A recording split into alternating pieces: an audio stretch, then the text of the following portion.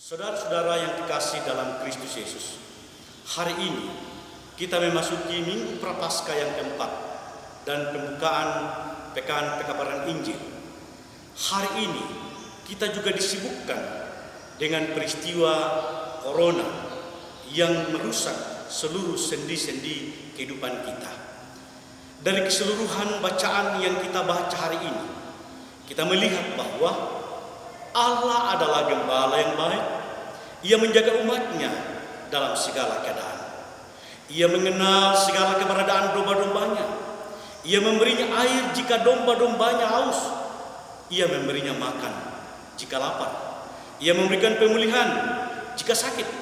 Dan walaupun orang percaya dicela, tetapi Tuhan yang adalah gembala yang baik memberikan kekuatan kepadanya. Kedaulatan Tuhan atas umatnya adalah mutlak, sehingga ia akan terus-menerus mengawasi umatnya dari berbagai gangguan, sebagaimana tugas para gembala waktu itu, yang tidak hanya berusaha untuk memenuhi kebutuhan kawanan gembalaannya, tetapi ia juga bergantung dan bertanggung jawab untuk menjaga keselamatan kawanan gembalaannya dari segala jenis ancaman.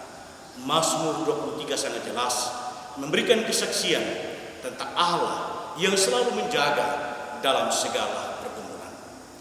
Demikian pun dalam kitab Yohanes. Yohanes ingin membuktikan bahwa setiap pelayanan Yesus adalah karya Allah yang mulia. Oleh sebab itu, peristiwa dalam hidup Yohanes mau menyatakan bahwa segala karya pelayanannya agar orang-orang percaya kepada Kristus, yang mengimani sebagai Kristus dan Tuhan sebagai Mesias, Anak Allah, dan supaya oleh iman memperoleh hidup dalam namanya. Yohanes 20 ayat 31. Bahkan Yesus menyaksikan dirinya sendiri yang mengatakan, barang siapa yang percaya kepadaku akan pindah dari alam maut ke dalam hidup.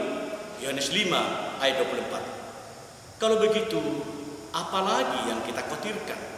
Tapi satu hal yang pasti yang menggoncang dunia saat ini adalah virus corona. Bagaimana sikap kita dalam menghadapi fenomena ini, khususnya corona? Jumlah korban jiwa virus corona di seluruh dunia adalah 11.398. Jumlah kasus 275.944. Dan di Indonesia total kasus 369. Total korban jiwa 32, maka jumlah kematian akibat COVID-19 secara nasional juga meningkat. Kini ada 31 korban meninggal akibat COVID-19 di seluruh Indonesia. Data ini dihimpun sampai hari Sabtu.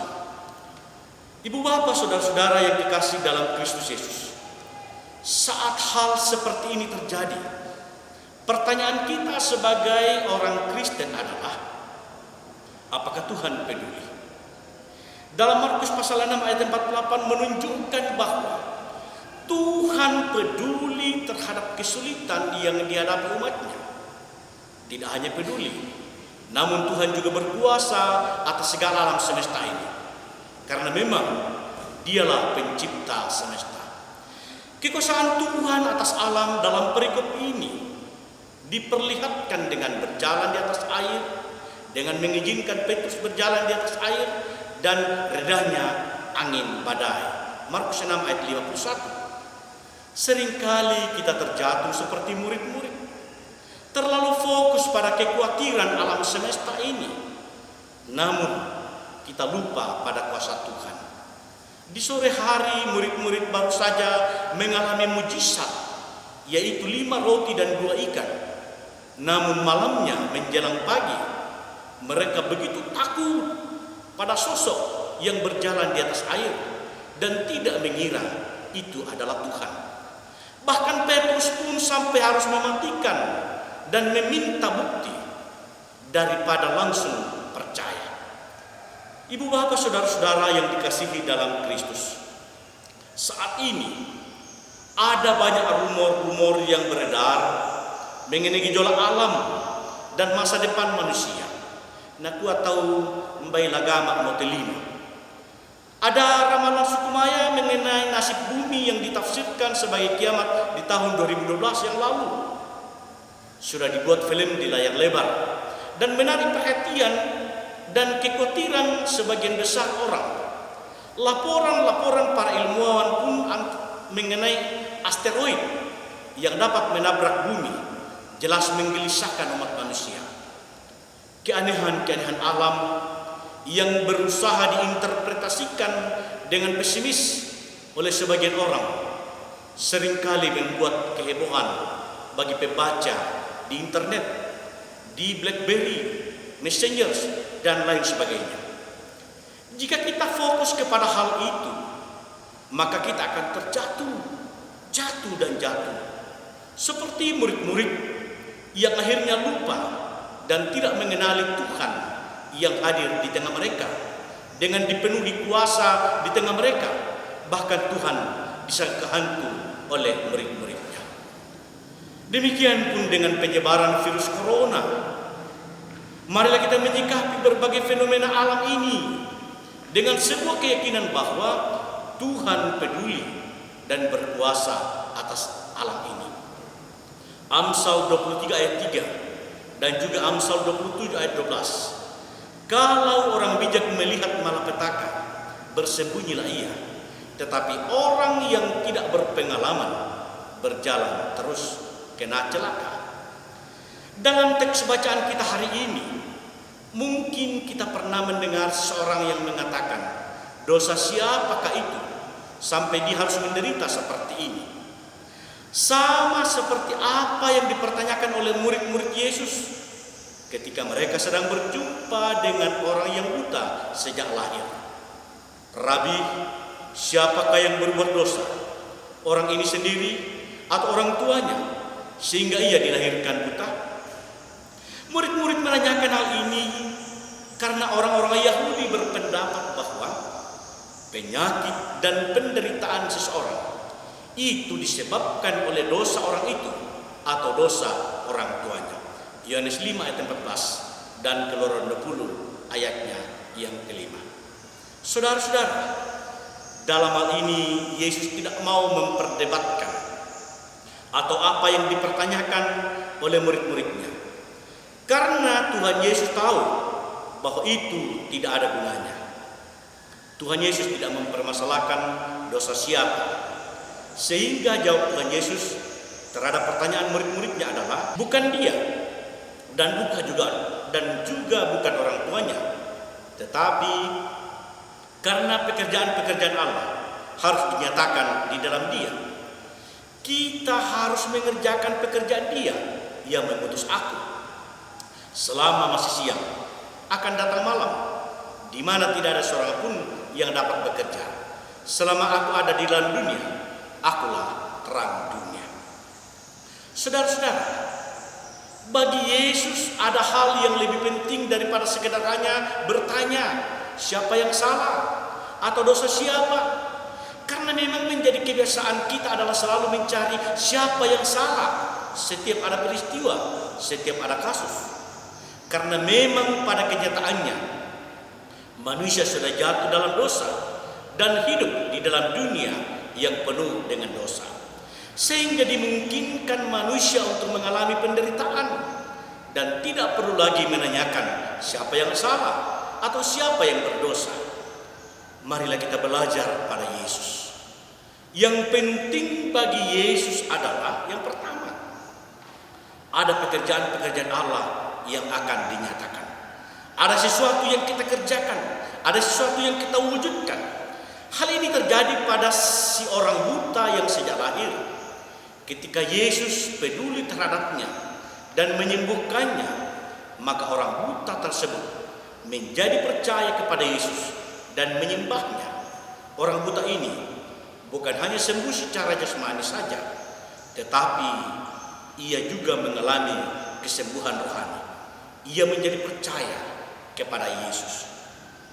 Yang kedua yang kita bisa pelajari dari Yesus adalah selama masih ada waktu, selama masih ada kesempatan, Yesus harus mengerjakan apa yang ditugaskan oleh Bapaknya.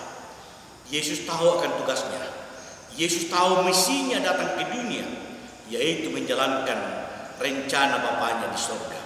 Oleh sebab itu, dengan waktu yang ada, dalam situasi yang cukup memprihatinkan, waktu yang terbatas sebelum kematiannya tiba, Yesus menyadari bahwa ia harus giat bekerja, menjalankan tugasnya. Ia menolong orang yang buta sejak lahir. Pelajaran yang ketiga yang kita bisa petik dari Yesus ini adalah menjadi terang dunia. Selama ia ada di dalam dunia, Yesus yang adalah sumber terang itu segera menyembuhkannya dan memberikan terang itu, sehingga si buta dapat melihat terangnya cahaya itu. Di samping itu, terang Kristus juga menerangi hati orang buta itu, sehingga membuat orang buta itu percaya kepada Kristus. Jadi saudara-saudara, dari tiga hal inilah yang dinilai penting oleh Yesus untuk kita, untuk saudara-saudara dan saya, yang dapat kita simpulkan bahwa Yesus datang ke dunia untuk memberikan pertolongan kepada manusia yang hidup dalam penderitaan, dalam pergumulan, dalam kegelapan karena dosa.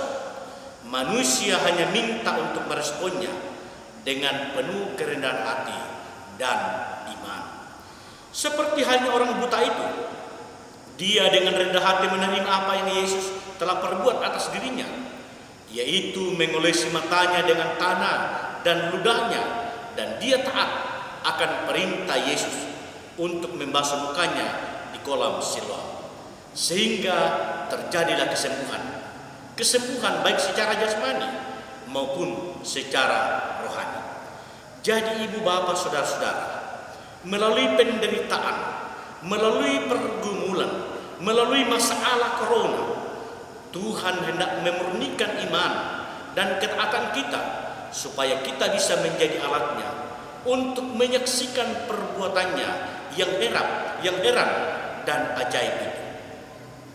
Tuhan Yesus sangat peduli kepada umat manusia yang menderita, dan ia sangat berkuasa atas kehidupan manusia.